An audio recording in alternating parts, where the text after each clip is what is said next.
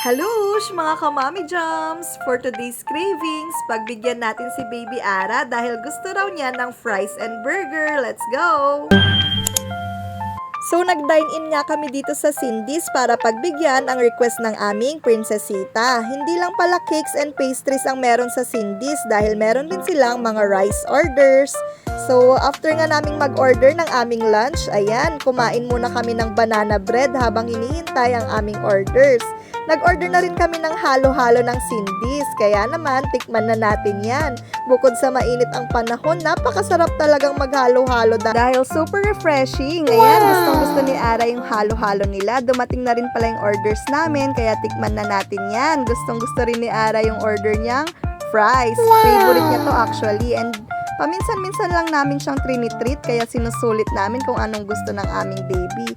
Importante rin talaga yung meron tayong quality time sa ating family. So ayan, tapos na kaming mag-dine-in. And uuwi na sana kami gamit ang aming tricycle na si Ongbak, pero hindi pa natatapos ang cravings ng aming baby girl. Nagpabili pa siya kay daddy ng toys niya, kaya naman tuwang-tuwa siya nung binilan siya ni daddy ng bubbles. Bumili rin pala si daddy ng wallet ko dahil nahulog ko dati. Hanggang dyan na lang, bye!